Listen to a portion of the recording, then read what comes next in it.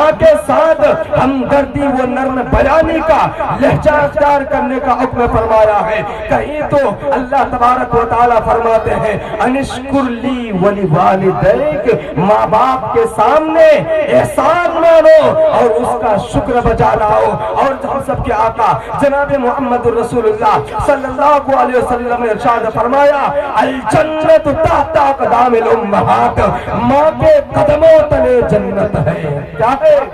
ماں کے قدموں تلے جنت ہے۔ الغرض قرآن و حدیث کی روشنی میں ہر جگہ اللہ کے حق کے بعد ماں باپ کا حق نظر آتا ہے۔ اس سے معلوم ہوتا ہے کہ ان کی نافرمانی گناہ کبیرہ ہے۔ کس کی نافرمانی؟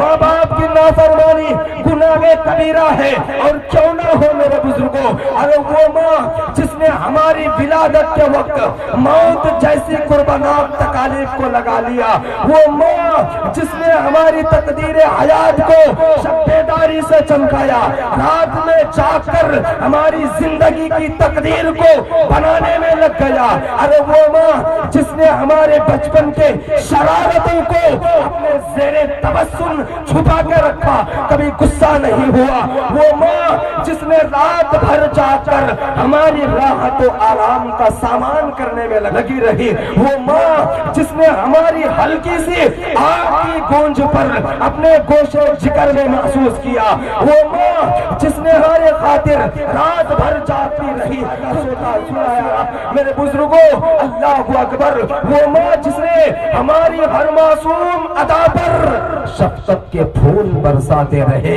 وہ باپ جو ہماری روزی روٹی کا انتظام کرنے کے لیے بازاروں سڑکوں کو کھاک چھانتا پھرا، وہ باپ جو ہماری راحت و آرام کے خاطر خود بے آرام ہو گیا، ارے وہ باپ جو ہمیں آنکھوں کا تارا، زندگی کا سہارا، اپنے جگر کا پارا، اپنے سکون کا چارہ کہتا رہا، گردانتا رہا، لیکن آج کا بیٹا اپنے والدین کے ساتھ بدسلوکی و بد زبانی کا رویہ اپنایا جا رہا ہے۔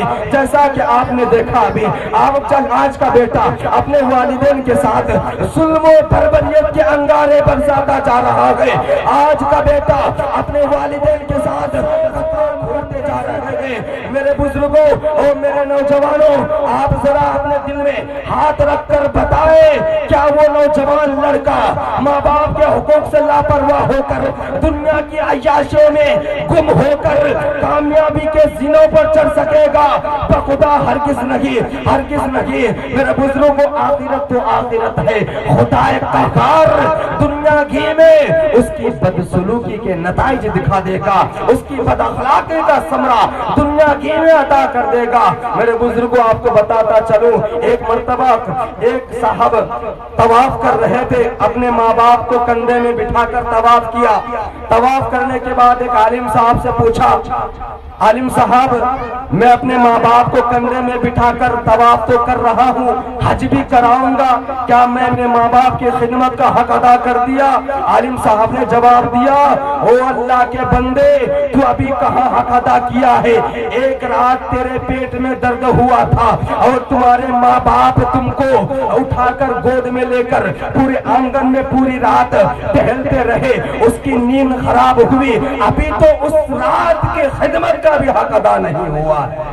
تو میرے بزرگوں سوچ سکتے ہیں، اگر کوئی اپنے ماں باپ کو پیدل حج کرائے تب بھی اس کا حق ادا نہیں ہو سکتا۔ اللہ کے نبی صلی اللہ علیہ وسلم نے فرمایا، انسان اپنی ماں کا پورا حق کوسوں دور بلکہ اس درد بھری آہ کا حق ادا کرنے سے عاجز و قاصر ہے، جو اس کی ولادت کے وقت، جو اس کے پیدا ہونے کے وقت ماں نے موت کی المناک تکالیف کے ترجمان تھی۔ اس لیے میرے نوجوانوں اور میرے بھائیوں، میرے بزرگوں، اگر ماں باپ زندہ ہیں، اگر دونوں میں سے ایک ہے یا دونوں ہیں، قدر کر لیجئے۔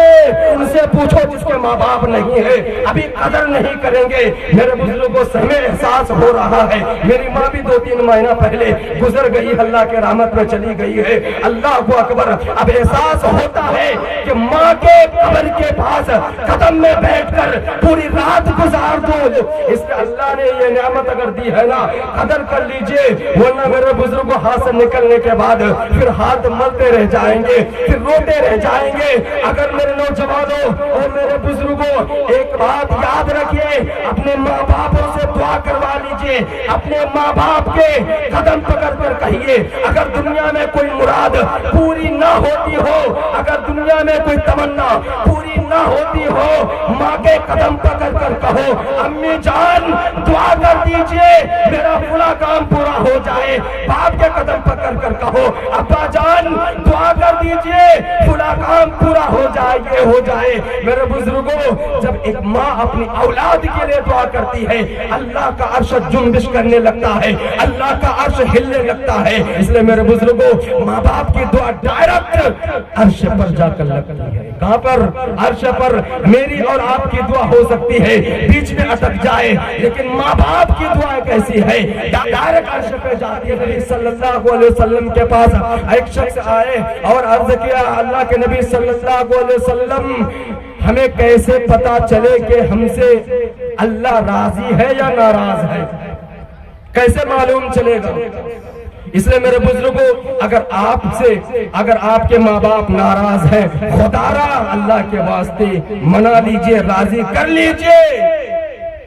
اللہ کے نبی صلی اللہ علیہ وسلم کے پاس ایک شخص آتے ہیں اور عرض کرتے ہیں حضرت اللہ کے نبی صلی اللہ علیہ وسلم ہم تو اللہ کو دیکھ نہیں سکتے ہیں, اللہ سے باتیں تو کر نہیں سکتے ہیں, لیکن ہمیں معلوم کیسے ہوگا کہ اللہ ہم سے راضی ہے یا ناراض ہے؟ اللہ کے نبی صلی اللہ علیہ وسلم نے ارشاد فرمایا او اللہ کے بندے اپنے گھر چلا جا اور ماں باپ کا چہرہ دیکھ لے, اگر تجھ سے تیرے ماں باپ راضی ہے اللہ بھی راضی ہے, اگر تجھ سے تیرے ماں باپ ناراض ہے اللہ بھی ناراض ہے. بزرگوں اللہ کے نبی صلی اللہ علیہ وسلم نے فرمایا رضا الرب فی رضا الوالدی وسخط الرب فی سخط الوالدی. اللہ کی رضامندی والد کی رضامندی میں ہے, اللہ کی ناراضگی والد کی ناراضگی میں ہے. اے میرے بزرگوں اور میرے نوجوانوں, گھنٹوں فون پر لڑکیوں کو منانے والوں اور نوجوانوں, گھنٹوں فون پر لڑکیوں سے بات کر کے لڑکیوں کو منانے والوں, اور دوست تمہارے محبت کے جھانسے میں آ کر نفرت دے سکتا ہے. اگر دنیا میں کوئی تم سے سچی محبت کرنے والا ہے وہ دو ہستی ہے, وہ ماں باپ ہے. دوست نفرت دے سکتا ہے, محبت کے جھانسے دے کر نفرت دے سکتا ہے, لیکن ماں باپ ہے وہ کبھی تم سے دشمنی نہیں کرتے ہیں. اس لیے میرے بزرگوں اللہ کے نبی صلی اللہ علیہ وسلم کے پاس آئے کہ جاؤ اپنے گھر جاؤ, اپنے ماں باپ کا چہرہ دیکھ لو, اگر وہ تم سے راضی ہے اللہ بھی راضی ہے, اگر وہ ناراض ہے تو خدا بھی ناراض ہے. اس لیے میرے بزرگوں ہم سب اپنے اپنے دلوں میں ٹٹولے دوسری کے چکر میں اپنے ماں باپ کو ناراض نہ کریں. اس لیے میرے بزرگوں آئیے گھنٹوں لڑکیوں کو منانے والوں اور ناجائز اور حرام پیسے خرچ کرنے والوں, اگر اس کا ایک حصہ ماں باپ پہ خرچ کرو گے جنت نصیب ہو جائے گی. کیا ہو جائے گی؟ انشاءاللہ جنت نصیب ہو جائے گی. اگر اس کا ایک حصہ بھی اگر ماں باپ پہ خرچ کرو گے انشاءاللہ جنت نصیب ہو جائے گی. میرے بزرگوں آپ کو واقعہ بتاتا چلو, اللہ کو اکبر. ایک مرتبہ ایک ضعیف بوڑھا ایک بوڑھی ایک راستے سے گزر رہے